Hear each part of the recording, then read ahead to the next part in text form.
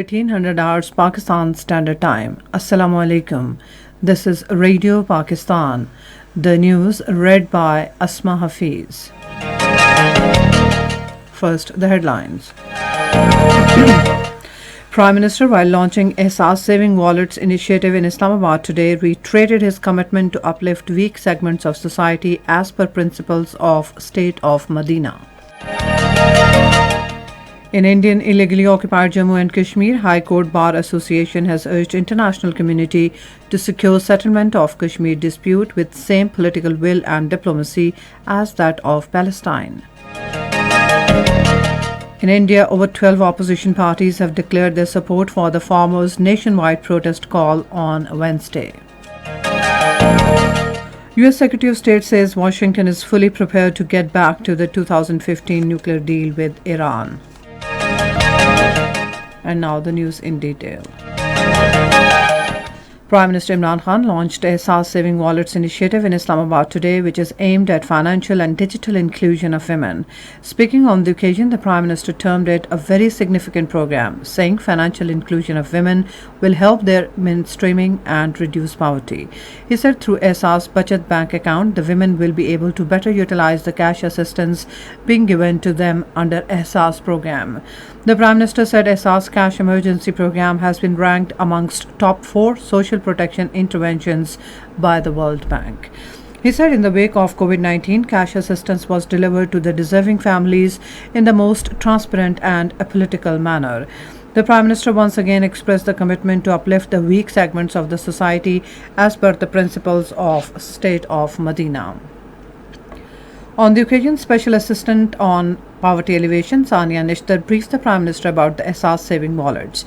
Under this program, Ehsaas Kafalat beneficiaries will have the option of either drawing their money or saving it into the digital wallets. The beneficiaries of Kafalat program can open these accounts at agent shops or ATMs. In her remarks, Sania Nishtar said the social safety net will be further expanded and one window facility will be opened at Tehsil level to integrate all Ehsaas programs under one roof.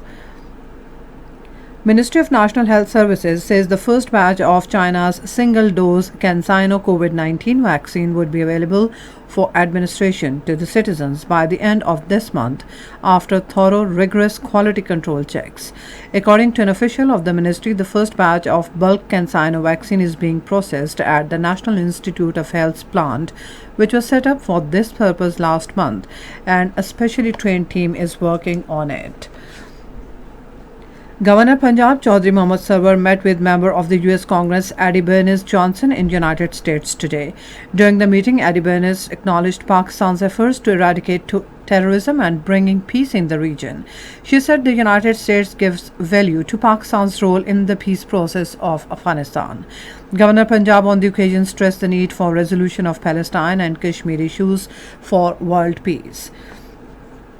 In Indian illegally occupied Jammu and Kashmir, High Court Bar Association has appreciated the timely intervention of international community to seek an immediate end to the human sufferings in Palestine. In a statement in Srinagar, the Bar Association spokesman G.N. Shaheen Advocate urged international community to secure settlement of the Kashmir dispute with same political will and diplomacy as that of Palestine. He said the sufferings of Palestinians are brought before the world community, but it is equally important to focus on the human sufferings in Indian illegally occupied Jammu and Kashmir.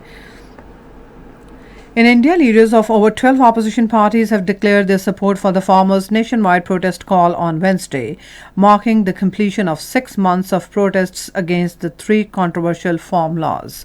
In a joint statement, the opposition leaders, including 5 sitting chief ministers, reiterated the farmers' demand for immediate repeal of new farm laws and urged the government to resume talks with farmer leaders.